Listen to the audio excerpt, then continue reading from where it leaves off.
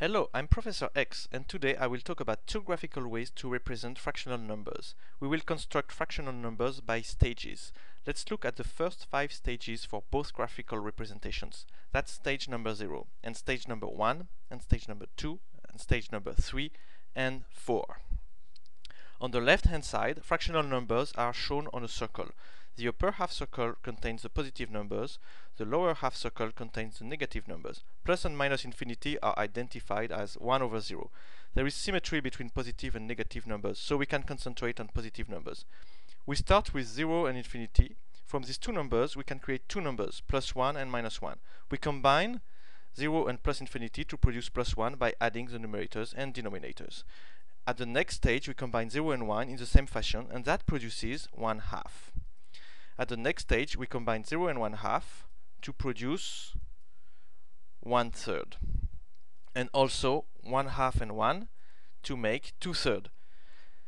Now you understand how the next stage will create twice the amount of new numbers using the same way to combine the existing fractions. I will explain more on this later, but now let's look at the graphical representation that was on the right hand side. We start with the lattice points shown as green dots, and we remove the lattice points that were just outlined.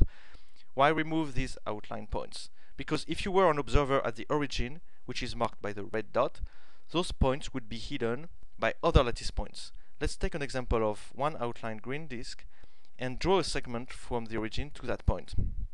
If you start from the origin, you encounter another lattice point before you could reach that point.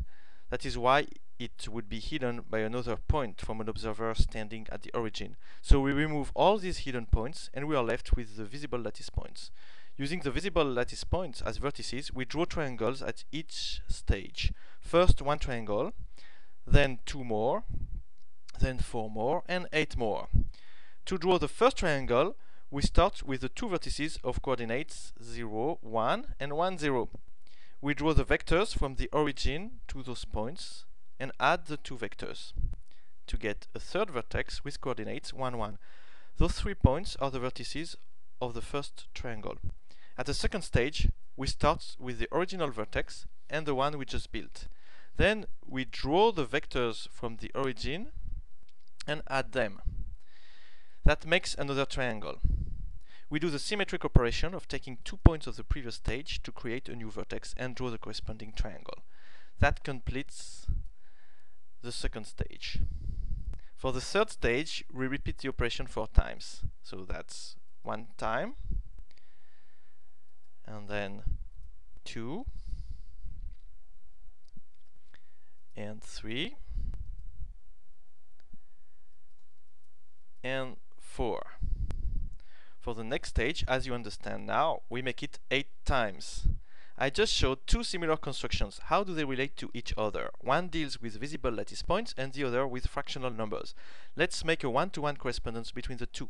For example, if we take the lattice point of coordinate 3, 1 and draw the line that joins it to the origin, it intersects the vertical line x equal 1 at the coordinate 1/3.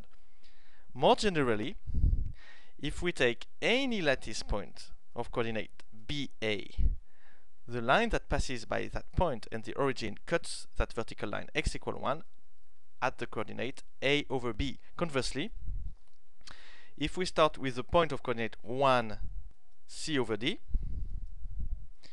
the line from the origin to that point will meet the lattice point of coordinates DC. So we established a correspondence between lattice points and fractions. Now we will see that it can be restricted to a correspondence between visible lattice points and irreducible fractions. So if we take a lattice point that is not visible, say with coordinate 6, 4, and if we go down to the origin along a line, on our way we encounter another lattice point, 3, 2, which is a visible point. Note that the fraction we got from the point 6, 4 is 4 over 6, and it is reducible as both numerator and denominator are multiples of 2. If we reduce the fraction, we get 2/3 corresponding to the visible lattice point 3, 2. So now we have a one-to-one correspondence between visible lattice points and irreducible fractions. Instead of writing the fractions on the vertical line x equal 1, we are going to represent them on a circle. So here are 0 and infinity. At the second stage we get 1, and then the third stage we get 1/2 and 2. Here is the fourth stage and the fifth stage. Let's revisit the operation of creating new fractions from old fractions by adding numerators and denominators. Now that we have a one-to-one correspondence with lattice points, we can visualize that operation in the lattice. So the two fractions a over b and c over d correspond to the lattice points ba and dc. The operation is a vector addition, and an important observation which looks obvious in that diagram is that if a over b is greater than c over d, then a plus c over b plus d is between the two fractions we started with. Now the question is, by continuing this process forever, do we get only irreducible fractions, and do we get all the irreducible fractions? The answer is yes. This is a way to construct exactly all irreducible fractions. We are now going to prove that. First, let's show that the fractions are irreducible. That is easier to prove in the lattice. The equivalent statement to prove is that all the lattice points we get are visible points. So let's take one of the parallelograms in our construction and prove that its vertices are visible points. Let's put a wallpaper on our lattice, or think of it as an audience, and move a spotlight that has the shape of our parallelogram. Now, stop the parallelogram at the origin. If we just take the content of the parallelogram and we move its pieces like a jigsaw puzzle, we see that it contains exactly the pieces that fit into one lattice square. To see why that's true, let's examine how the pieces move as they go through the steps to construct our parallelogram. We start from a square and then make a first parallelogram. Then we repeat the operation to make a second parallelogram and a third. That explains why these parallelograms are made of the same material as the original one. As a corollary, no lattice point is ever contained inside the parallelograms. This is left as an exercise to the viewer. Now remember, we want to prove that the vertices of the parallelogram are visible lattice points. So suppose that the vertex that is opposite to the origin is a hidden lattice point. That means that if we draw a line from the origin to that point, we will meet at least one other lattice point. But that lattice point has to be inside the parallelogram, which is impossible. That ends our proof.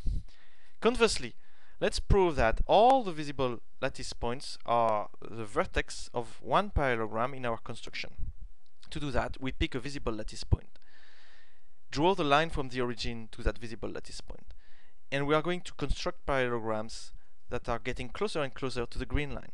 We start with a lattice square, and from it we can construct two parallelograms, but only one intersects the green line in more than one point. We move to that parallelogram. From that parallelogram again, we can construct two other parallelograms, and only one of them intersects the green line in more than one point. And as we repeat this process, note how the resulting parallelograms get closer to our original lattice points.